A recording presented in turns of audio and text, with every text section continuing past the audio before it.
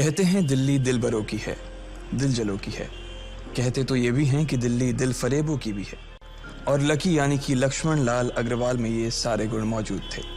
लोग उसकी शक्ल को देखकर ही कह देते थे, अबे दिल्ली से हो क्या? लकी वैसे दिखने में स्मार्ट और अट्रैक्टिव था, पर जेब से खस्ता हालत होने की वजह से रहता बेहद सिंपल तरीके से था। शर्ट का रंग उड़ा हुआ और पैंट से पैबंद जुड़ा हुआ। कहने को तो उसकी उम्र के लड़के दिल्ली की सड़कों पर रात को मोटर बाइक दौड़ाते थे, लेकिन लकी उर्फ लक्ष्मण लाल अग्रवाल सिर्फ कमरे से कॉलेज में पढ़ाई और गर्लफ्रेंड डिंपल के साथ थोड़ा वक्त बिताना, फिर कॉलेज से दुकान, दुकान से जब होम डिलीवरी आए तो वहां, और फिर घर चला जाता था। हाँ, कभी कभी जब वो किसी लड़के को खाली सड़क पर मोटर बाइक दंदनाते हुए देखता तो कहता, एक दिन अपना टाइम भी आएगा जब मैं चश्मा लगाकर बैठूंगा और पीछे डिंपल को बैठाऊंगा। देखना, जब वो मेरी कमर में अपना हाथ कसेगी और मैं तेजी से मोटरसाइकिल को इंडिया गेट के आसपास दौड़ाऊंगा, तो सारे दिल्ली का दिल हम दोनों को देखकर जलेगा। दुकान में रखा हुआ बर्नॉल भी काम नहीं आएगा। लकी ने कहा और अपने हाथ में बर्नॉल की क्रीम को दबा दिया। जैसे ही उसने क्रीम को दबाया, उस क्रीम बाहर आ गई। अबे गधे, क्या कर रहा है? वो कोई स्पंज की गेंद है क्या जो उसे दबा रहा है? दुकान के मालिक ने उससे फटकारते हुए कहा और उसके सर पर एक चपत लगा दी। Sorry sir. लकी ने अपना सिर बचाते हुए कहा। वो खरोल बाग में स्थित एक छोटी सी मेडिकल स्टोर पर काम करता था। उसकी दुकान का नाम था चमन मेडिकल स्टोर और उसके ओनर का नाम था चमन लाल। लकी पिछले 5 साल से इन्हीं की दुकान पर काम कर रहा था। यहाँ इस छोटी सी शॉप पर काम करना उसकी मजबूरी थी। लाइफ में कंगाली की वजह से उसे कॉलेज में पढ़ाई पूरी करने के लिए पार्ट टाइम जॉब करना था। उसने कई अच्छी जगह अच्छी तनख्वाह की नौकरी ढूंढी पर नहीं मिली और वो इस मेडिकल स्टोर पर ही अटक गया। गधे, अब इसके पैसे क्या तेरा बाप भरेगा? कटेगा। इसका पैसा भी तेरी तनख्वाह से कटेगा और एमआरपी से डबल रेट में कटेगा। चमन ने अपने दांतों को किचमिचाते हुए कहा। गुस्से की वजह से उसकी नाक फूल गई थी और लकी की सांसें। उसने घबराते हुए ओनर से पूछा, एमआरपी से डबल क्यों सर जी? ताकि अगली बार से ऐसी कोई हरकत करने से पहले तू डबल बार सोचे। चमन ने कहा और उसके हाथ से ट्यूब छीन ली। उसका जी तो चाह रहा था कि वो लकी की खोपड़ी पर एक और बार अपना हाथ साफ कर ले, लेकिन उससे पहले ही दुकान का फोन बजने लगा। फोन की घंटी बजते ही लकी को वहां से निकलने का मौका मिल गया और वो भागते हुए फोन उठाने के लिए चला गया। हेलो जी, करोल बाग के बेस्ट मेडिकल चमन मेडिकल स्टोर से बोल रहा हूं, बताइए क्या काम था? ये लकी की पेटेंट लाइन थी। चाहे कहीं से भी फोन आए, लेकिन उसे फोन पर बस यही बोलना था। जैसे ही इधर लकी ने अपनी बात कही, उधर से जवाब आया, मैं ब्लूमिंग नाइट होटल के कमरा नंबर 303 से बात कर रहा हूँ। एक छोटा सा ऑर्डर है, नोट करो और जल्दी से होटल पर डिलीवर करवा दो। वो एक लड़के की आवाज थी। उसकी आवाज में काफी भारीपन और एक अजीब सी जल्दबाजी थी। जैसे ही लकी ने वो आवाज सुनी, पता नहीं क्यों उसे वो आवाज जानी पहचानी सी लगी। जी सर, बताइए आपका क्या ऑर्डर है? हाँ तो लिखो, हार्ट प्ले के 2 पैकेट और 1 पैकेट टिश्यू। लकी, जो कि अपना पेन लेकर खड़ा था, हार्ट प्ले का नाम सुनते ही झिझक गया। असल में हार्ट प्ले नाम का एक कंडोम आता था और इसलिए उसका नाम सुनते ही लकी शर्मा गया था। इतने साल से भी मेडिकल की स्टोर पर काम करने के बाद उसे इन चीजों का नाम सुनने में शर्म आती थी। हेलो भाई, लिखा कि नहीं लिखा? उस आदमी ने फिर से लकी से पूछा। जी सर, लिख लिया सर, लिख लिया। लकी ने खिसिया कर हंसते हुए कहा। लिख लिया तो फिर लेकर निकल, उस लड़के ने कहा। उसकी आवाज सुनकर ना जाने ऐसा क्यों लग रहा था कि वो बहुत बड़ा आदमी था। जी सर, लेकिन सर बाहर तो बारिश हो रही है, लकी ने कहा। उसने देखा कि बाहर बहुत तेज बारिश हो रही थी। उनकी दुकान के सामने पानी भर गया था और तेज हवाओं की वजह से चमन मेडिकल स्टोर का बोर्ड भी गिर गया था। लकी को लग रहा था कि वो इतनी तेज बारिश में अभी एकदम से तो नहीं निकल पाएगा, तो उसने उस लड़के को समझाते हुए कहा, सर मैं ऑर्डर तो ले आऊंगा पर थोड़ा टाइम लग जाएगा, बारिश थोड़ी थम जाए। अब इससे पहले कि वो कुछ आगे बोल पाता, फोन पर लड़का बोल पड़ा। तुम्हारे मालिक को पता है कि तुम मल्होत्रा जी के लड़के को मना कर रहे हो? हाँ पता है, बारिश हो रही है, इसलिए सारा सामान अच्छे से थैली में पैक करके लाना और लेट नहीं होना चाहिए, समझे? उस लड़के ने कहा और इससे पहले कि लकी आगे कुछ कह पाता, उसने फोन काट दिया। उधर से लकी के दुकान का ओनर उसे घूर कर देखा जा रहा था।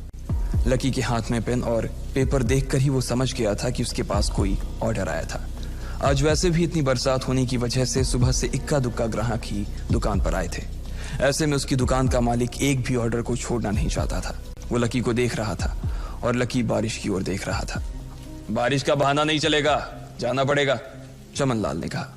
मैं बहाना नहीं कर रहा सर, थोड़ी बारिश धीमी हो जाए तो मैं चला जाऊंगा। अभी आप खुद ही देखिए कितनी तेज बारिश है। वो पता नहीं कोई मिस्टर मल्होत्रा का कोई बेटा कुछ ज्यादा ही जल्दी में था। मैं साइकिल से तो पहुंच नहीं पाऊंगा इतनी जल्दी। लकी ने उनकी ओर देखते हुए कहा। क्या कहा? मिस्टर मल्होत्रा जी का बेटा? तू मेरी दुकान बंद करवाएगा क्या? अभी क्या भी निकल उनका ऑर्डर लेके, वो हमारे बहुत पुराने कस्टमर है। चमन ने कहा। पर लकी ने कहा ही था कि चमन बोला। पर कुछ नहीं, तू मेरी मोटरसाइकिल ले जा, उसने गुस्से में कहा। अरे सर जी, 200 के ऑर्डर में मुश्किल से 40 रुपए बचेंगे। इससे 3 गुने का तो पेट्रोल ही लग जाएगा, और अगर गाड़ी रास्ते में बंद हो गई तो अलग से खर्चा, लकी ने समझाते हुए कहा। वो जानता था कि उसका मालिक इन सब बातों पर ध्यान नहीं देने वाला। चमनलाल बोला। कोई बात नहीं, तू जा, चाहे जो हो जाए ग्राहक नाराज नहीं होना चाहिए, और वैसे भी वो मल्होत्रा जी का बेटा है। चमनलाल ने मोटरसाइकिल की चाबी लकी की ओर उछालते हुए कहा। लकी ने चाबी ली। उसे देखकर उसके अंदर मिक्स फीलिंग आ गई।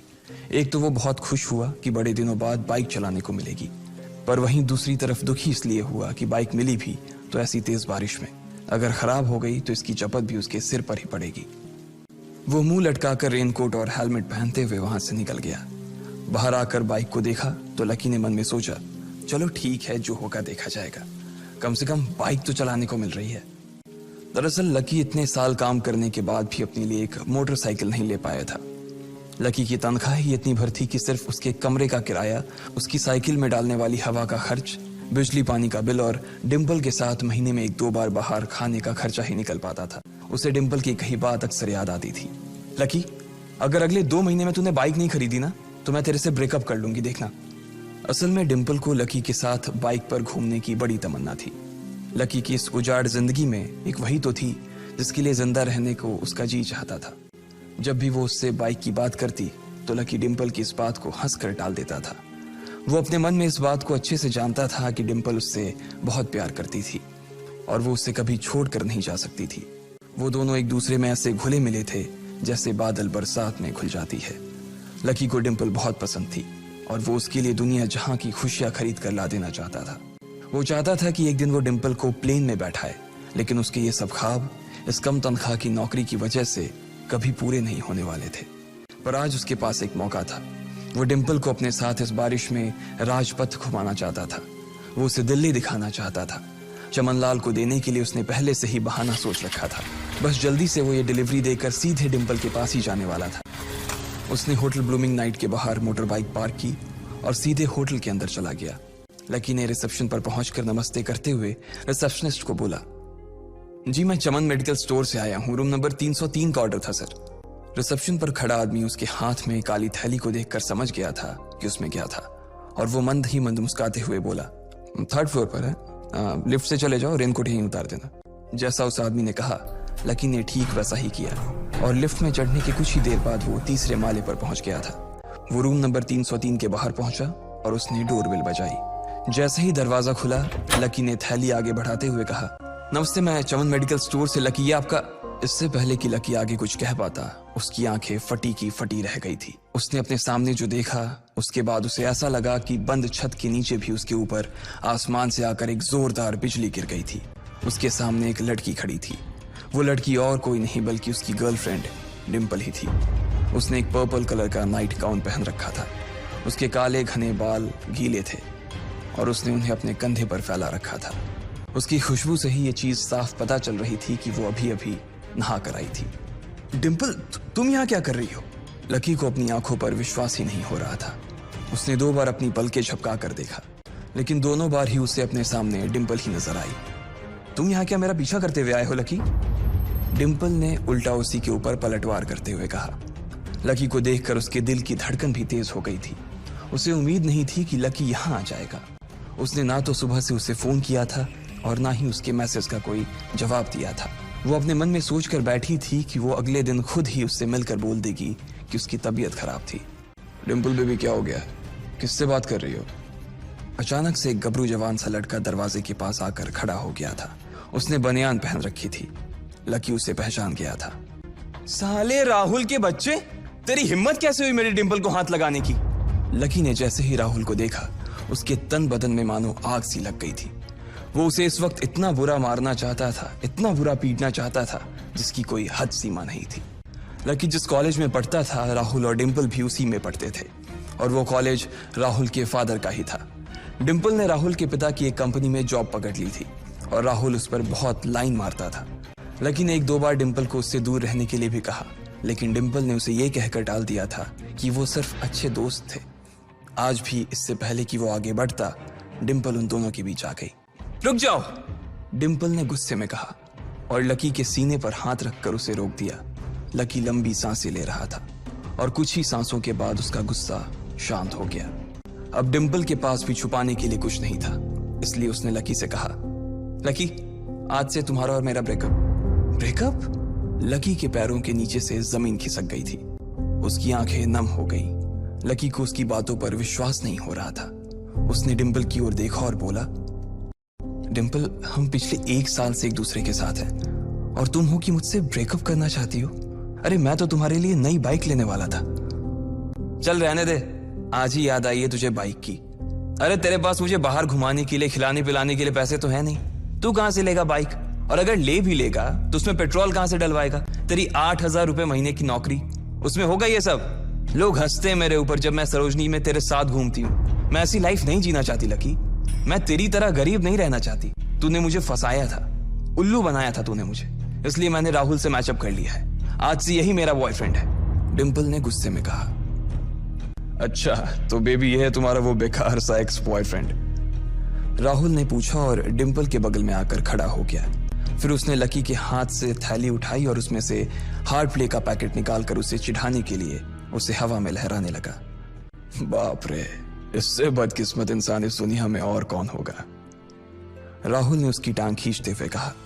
लकी के पास उसकी बात का कोई जवाब नहीं था। उसने गुस्से से डिंपल की ओर देखा और अपनी हाथों की मुट्ठी भींच ली। फिर वो वहां से निकल गया। अबे पैसे तो ले जा, सब कुछ फ्री में देता जाएगा क्या? राहुल ने जोर से ठहाके लगाते हुए कहा, लेकिन लकी बिना उसकी बात सुनते ही निकल गया। उसके दिमाग में डिंपल के कहे शब्द गूंज रहे थे। उसने कभी सपने में नहीं सोचा था कि डिंपल उसके साथ कुछ ऐसा भी कर सकती थी। जिस इंसान के लिए वो इतना कुछ करना चाह रहा था, उसे उसकी कोई कदर ही नहीं थी। लकी इतना हताश हो गया था कि बुरी तरह से रोने लगा। इस बार वो लिफ्ट से नहीं बल्कि सीढ़ियों से नीचे उतरा और एक ही एक सीढ़ी उतरने के साथ उसके आंसू आंखों से छलकते जा रहे थे।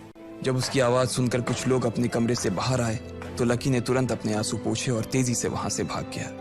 उसे जिंदगी में पहली बार प्यार हुआ था और पैसों की कमी की वजह से ना सिर्फ उसका प्यार बल्कि उसकी पूरी जिंदगी बर्बाद हो गई थी। लकी जैसे ही बाहर आया तो उसने देखा कि बाहर अंधेरा हो गया था। आसमान में तेज बिजली कड़की और बारिश जो थमी थी एकाएक फिर से झमाझम बरसने लगी। ये देख लकी के थमे हुए आंसू एक बार फिर से छलक गए। उसका दिल बुरी तरह से टूट चुका था, लेकिन उसे इस बात की खुशी भी हो रही थी। आखिर आज उसे डिंपल का असली चेहरा नजर आ गया था। वो तो उसके साथ घर बसाने की सोच रहा था, लेकिन अच्छा हुआ कि उसने पहले ही उसका घर बर्बाद होने से बचा लिया। लकी को दुख तो बहुत हो रहा था, पर उसे यह भी लग रहा था कि उसे आगे चलकर यही दुख उसे खुशी देने वाला था। लेकिन एक चीज थी जो लकी को परेशान कर रही थी, वो थी उसकी माली हालत। उसकी जेब इतनी तंग थी कि उसे फटी हुई जेब की पैंट पहनकर घूमना पड़ता था। कभी कभी तो लकी सिर्फ रोटी खाकर दिन काट लेता था। वो कब से कोशिश कर रहा था कि कोई अच्छा काम पकड़ सके, लेकिन उसे कोई काम देने को राजी नहीं था। उसने टूटे हुए दिल को दिलासा देते हुए मन में सोचा कि डिंपल पर खर्च होने वाले पैसे बच जाने से शायद उसके हालत सुधर जाएंगे, पर फिर भी वो रातों रात रईस नहीं हो जाने वाला था। उसने ऊपर आसमान की ओर देखा और जोर से चिल्लाया, अगर इतना ही अनलकी बनाना था तो फिर नाम लकी क्यों रखा भगवान? वो जितनी जोर से चिल्ला सकता था उतनी जोर से चिल्लाया। उसकी आवाज से आसपास खड़े लोग एक बार तो डर गए थे। लकी ऊपर ही देख रहा था और उसके आंसू बारिश के पानी के साथ मिल गए थे। जैसे ही वो फूट कर रोने को था, तभी उसके फोन पर एक मैसेज आया। जैसे ही लकी ने अपना फोन निकालकर उस मैसेज को पढ़ना शुरू किया, उसकी तो आंखें ही चमक गई। अचानक उसके आंसू हंसी में बदल गए और वो जोर जोर से वहीं सड़क पर नाचने लगा। उस मैसेज में लिखा था, परिवार की रिसर्च और परिवार के निर्णय के हिसाब से अग्रवाल परिवार का वारिस लक्ष्मण लाल अग्रवाल उर्फ लकी ने गरीबी अभ्यास की परीक्षा को पास कर लिया है और आज से ही वो उस जमीन और उस जायदाद का मालिक हो जाएगा जो परिवार ने उसके नाम कर रखी थी।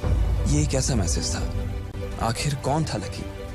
क्या थी उसकी असलियत और वो कैसे रातों रात ही अनलकी से लकी हो गया था।